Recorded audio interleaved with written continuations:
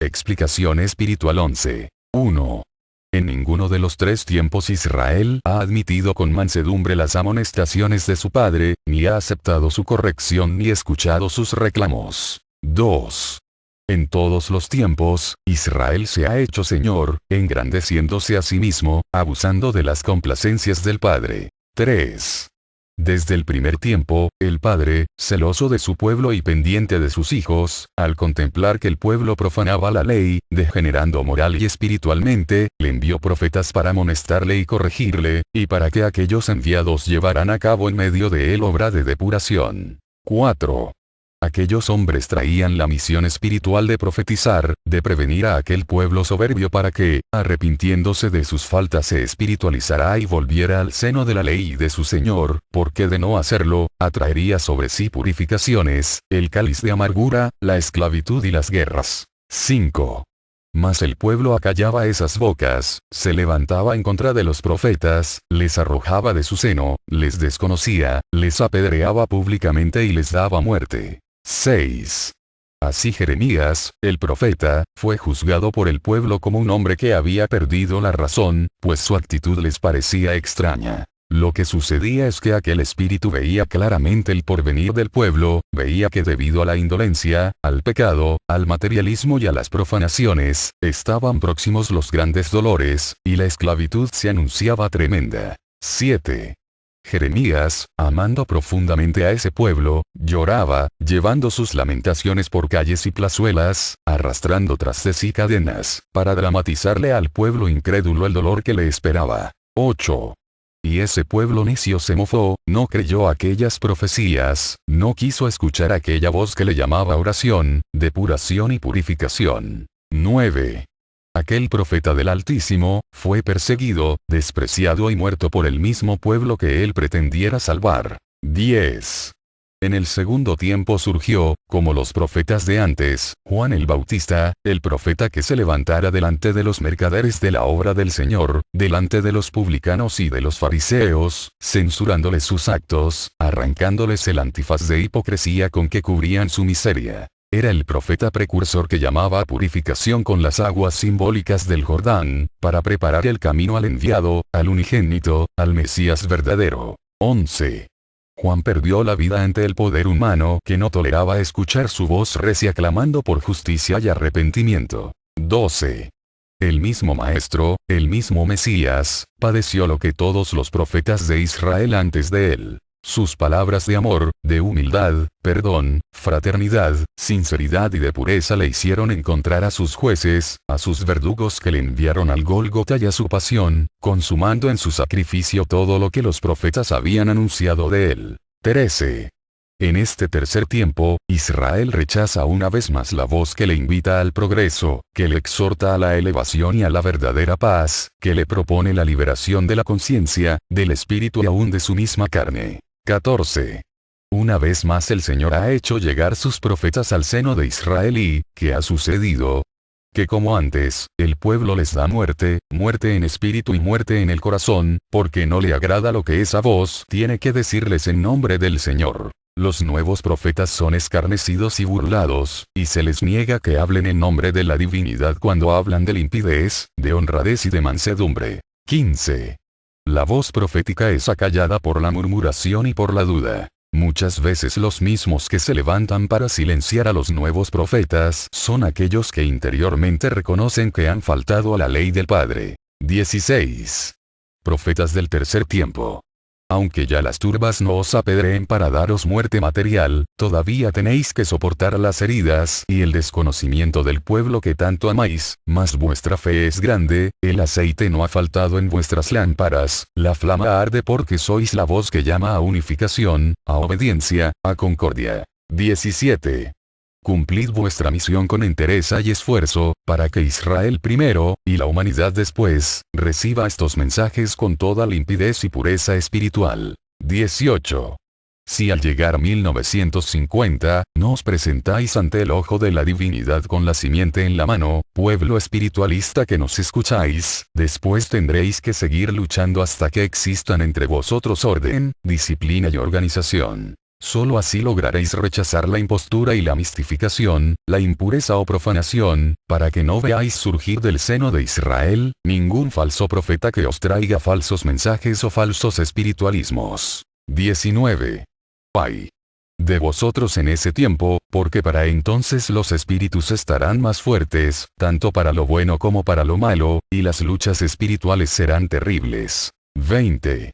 No os espante la lucha, pero para ello es menester que sigáis estudiando y analizando la palabra del Señor, pues no deberéis en ese tiempo ser jueces o espectadores, sino soldados activos, labriegos, hermanos y amigos. 21. Grande es vuestra misión, profetas del tercer tiempo. 22. Preferible siempre es ser el herido y no el heridor, preferible es ser el que muera y no el que mate, preferible es ser el ofendido y no el ofensor, preferible es enjugar lágrimas que el hacerlas brotar. 23. No hay doctrina más grande ni se ha impartido jamás enseñanza más elevada que esta que el Padre ha venido una vez más a confiaros en este tercer tiempo. 24. Lo más grande en el hombre, y lo sabéis porque el Divino Maestro así os lo enseñó, es saber perdonar. 25. Habéis aprendido a darle al que injuria una bendición, al que blasfema e insulta una caricia, y es el perdón el antídoto que endulza la amargura de aquellos que os quieren quitar la paz o aún la vida. 26. Cuán grande es aquel que está siempre dispuesto a perdonar y a conservar la paz, dominando toda violencia. 27. Dispensaos vuestros errores los unos a los otros, porque habéis visto el mal efecto que la violencia y la ira producen. Sed pues, dóciles y mansos de corazón, armónicos en vuestro vivir, puros en el sentir, limpios en el hablar, nobles y elevados en todos los actos de vuestra vida humana, y así los demás os verán como maestros. 28.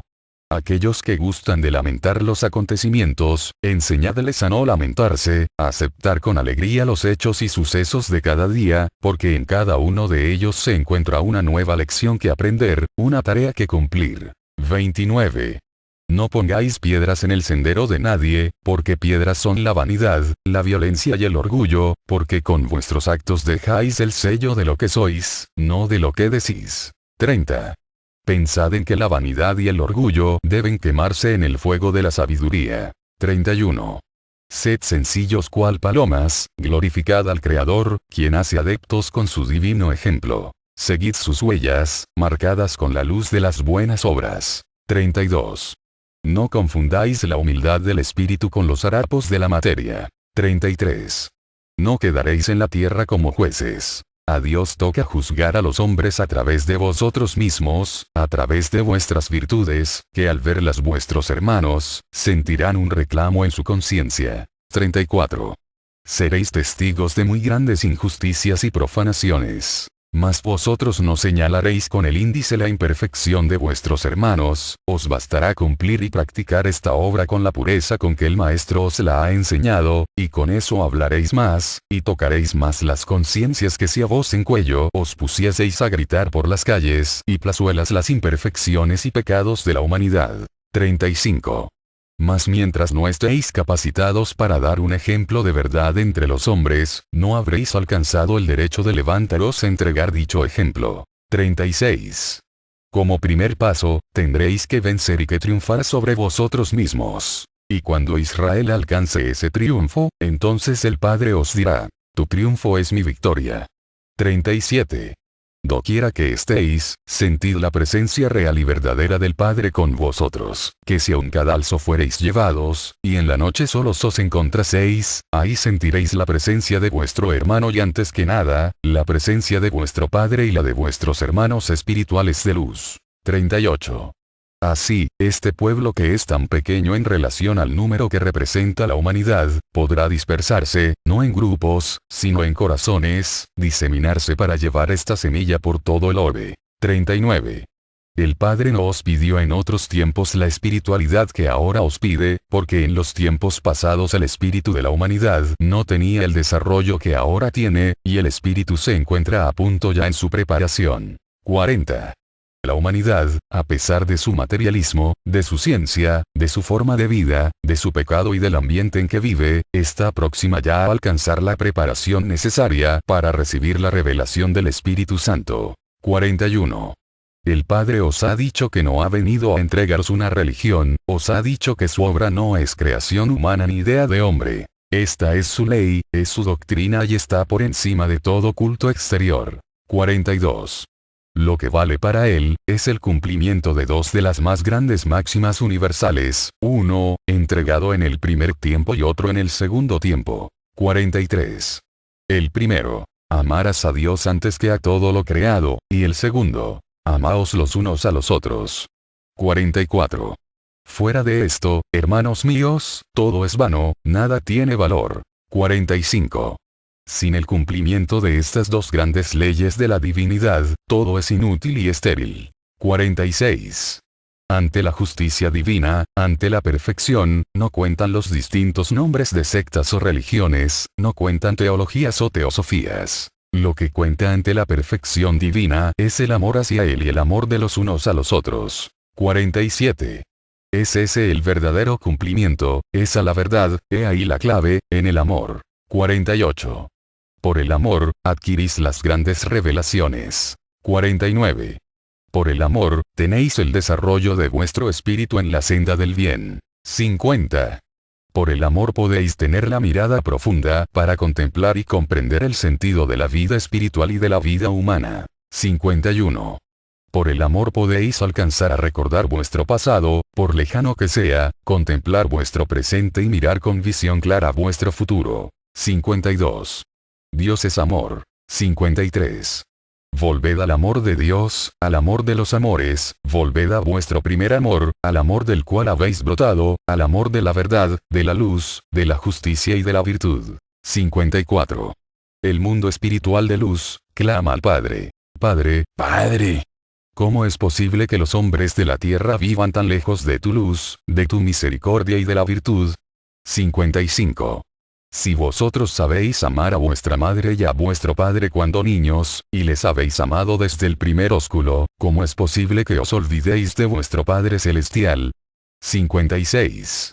Si a la madre le entregáis de niños todas las sonrisas y después los suspiros de vuestro pecho, ¿qué no le habréis de entregar a Dios que tanto os ama? 57.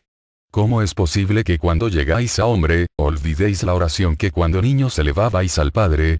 58. ¿Será posible que le digáis al Padre, acuérdate del niño, mas del hombre olvídate? 59. Él os enseñó la oración perfecta, os legó en Jesús el Padre nuestro, donde os enseñó a llamarle Padre, Padre mío. 60.